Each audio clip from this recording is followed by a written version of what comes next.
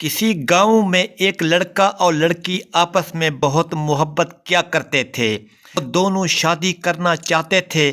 لڑکے کے والدین کم پیسے والے اور لڑکی کے والدین ٹھیک ٹھاک پیسے والے تھے۔ لڑکی اکثر کہا کرتی کہ آپ اپنے ماں باپ کے ساتھ آؤ اور رشتے کی بات کرو، لیکن لڑکا جانتا تھا کہ لڑکی کے گھر والے کبھی نہیں مانیں گے، جس کی وجہ سے میرے والدین کو بہت شرمندگی محسوس ہوگی۔ انہی مسئلوں میں کافی وقت بیت رہا تھا کہ ایک دن لڑکی نے صاف صاف کہہ دیا کہ اگر وہ کچھ دنوں میں اپنے ماں باپ کو رشتہ مانگنے نہیں بھیجے گا تو آئندہ کبھی میری شکل تک نہیں دیکھ سکے گا۔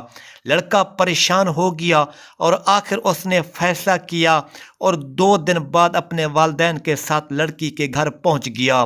حال احوال کے بعد لڑکے کے ماں باپ نے جب رشتے کی بات کی تو لڑکی کے والد نے ٹال مٹول کرنا شروع کر دیا اور ساتھ ہی اس نے عجیب و غریب شرط رکھتے ہوئے کہا کہ میں اس شادی پر راضی ہوں، لیکن میری شرط یہ ہے۔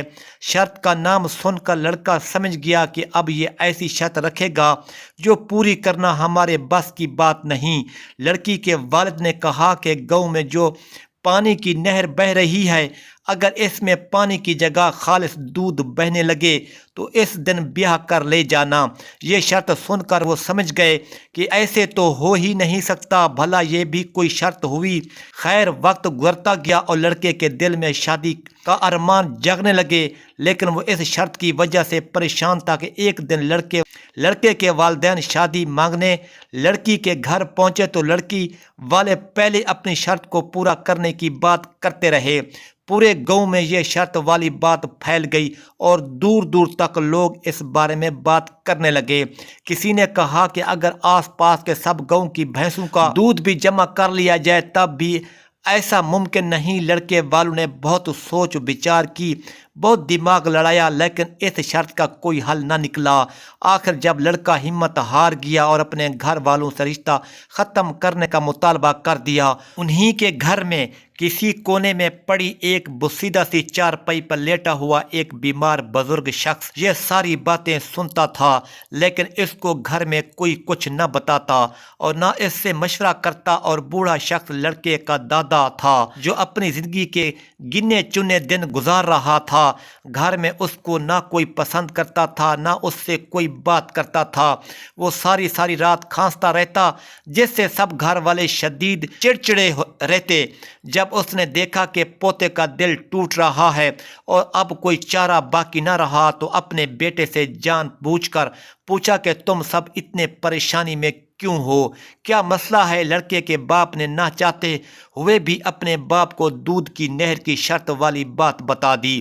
اتنا سننا تھا کہ بوڑھے شخص نے کہا کہ یہ بھی کوئی بڑی پریشانی ہے، تم لڑکی لانے کی تیاری کرو، شرط میں پوری کروں گا۔ یہ سن کر بیٹا سوچنے لگا کہ ہم پاگل ہیں یا ہمارا دماغ کام نہیں کرتا، جو ابا جی کے لیے یہ کوئی مسئلہ ہی نہیں ہے۔ بوڑھے نے کہا کہ مجھے معلوم ہے بیٹا کہ میری ہڈیوں میں پہلے جیسی طاقت نہیں رہی، نہ میری یہاں کوئی حیثیت باقی ہے، لیکن اس گھر میں جتنے بھی لوگ موجود ہیں وہ سب میرے بچے ہیں اور میں اپنے بچوں کے لیے چھوٹے چھوٹے مسئلے حل کرنا اچھی طرح جانتا ہوں۔ اب جاؤ اور شادی کا انتظام کرو، شرط پوری کرنا میری ذمہ داری ہے۔ اتنے لمبے عرصے بعد لڑکے کے والد نے اپنے باپ کی آنکھوں میں دیکھا تھا۔ باپ کی بوڑھی آنکھوں میں وہی پیار تھا جو بچپن سے دیکھتا آیا تھا۔ جب کوئی بھی چیز چاہیے ہوتی تھی تو باپ سے بس ایک بار مانگتا اور مل جایا کرتی تھی۔ جب یہ احساس ہوتا تھا کہ ابا جی گھر میں ہیں، جب ان کی چپلیں دیکھ کر بھی سانپ سونگھ جاتا تھا، جب بڑے بڑے مسئلے چٹکیوں میں حل ہو جاتے تھے۔ ابھی انہیں خیالوں میں تھا کہ باپ نے کھانستے ہوئے چارپائی سے اٹھنا چاہا تو کافی سالوں بعد ایک دم بے ساختہ ہو کر بیٹے نے سہارا دیا۔ باپ نے کہا کہ جاؤ اور شادی کی تیاری کرو، گاؤں کے ہر گھر میں دعوت نامہ بھجواؤ اور لڑکی کے گھر ایک آدمی کو پیغام دے کر بھیجو کہ ہمیں آپ کی شرط منظور ہے اور ہماری طرف سے پورا گاؤں شادی میں شرکت کرے گا، کھانے کا انتظام تمہاری ذمہ داری ہے۔ اب لڑکے کے والد نے شادی کی دھوم دھام سے تیاری شروع کی اور پورے گاؤں والوں کو شادی کی دعوت دے دی۔ یہ بات اس قدر پھیل چکی تھی کہ اس شادی میں ہر شخص जाना चाहता था। इर्द गिर्द के गांव वाले भी तैयार बैठे थे बिन बुलाए मेहमान बनने के लिए। दूसरी तरफ लड़की का वालिद खुश था कि ये बड़ी बातें करने से कोई फायदा नहीं।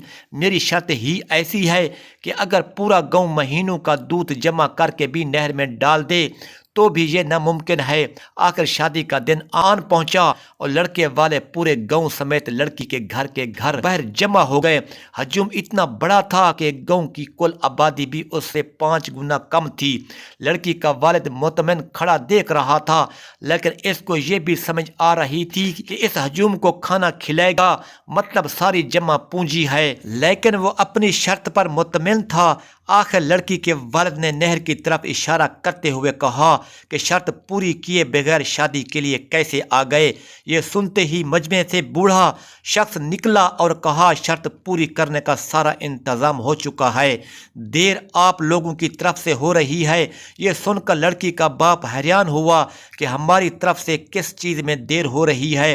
बूढ़े ने कहा, हमने दूध नहर में बहाने के लिए सब इंतजाम कर लिए हैं, आप नहर खाली क्यों नहीं करवाई?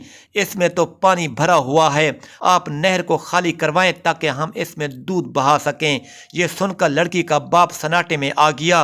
वो समझ गया कि अब लड़की भी गई और जितनी जमा पूंजी रखी है सब खाना खिलाने में जाएगी। तो दोस्तों, इंसान कितना भी पढ़ा लिखा समझदार और ज़हीन क्यों ना हो, वो किसी भी तजर्बाकार शख्स के आगे नहीं टिक सकता। हमें अपने बड़ों की बातें अक्सर फजूल महसूस होती हैं और हम समझते हैं कि उन्हें क्या पता, ये पुराने ज़माने के लोग हैं। बेशक उन्हें टेक्नोलॉजी और जदीद चीज़ों की समझ ना हो, लेकिन ज़िंदगी के हर मसले का हल हमें उन्हीं के पास मिलेगा। आप छोटे हों या बड़े, अपने वालिदैन के लिए तो वही नन्हे बच्चे की तरह हो जब वो आपको गोद में उठा कर फूले न समाते थे। अगर आपके माँ बाप जिंदा हैं तो उनको खूब खुश करें, उनसे अच्छी अच्छी बातें करें, उनकी शान के मुताबिक मजाक करें, उन्हें एहसास दिलाएं कि आपका होना हमारे लिए कितनी बड़ी नेमत है। उन्हें अपनी बीमारियां भी भूल जाएं, उनकी ऐसी खिदमत करें। और अगर वालिदैन फौत हो गए हैं तो उनकी तड़प में उनके लिए दुआएं करें। खूब पढ़ कर उन्हें तोहफे तवाइफ भेजें, तोहफे तवाइफ भेजते रहें ताकि रोज़ क़यामत हमारे वालिदैन जन्नत में हों और हमें अपने इर्द गिर्द देख कर फ़ख्र करें कि हमारे बच्चे हैं।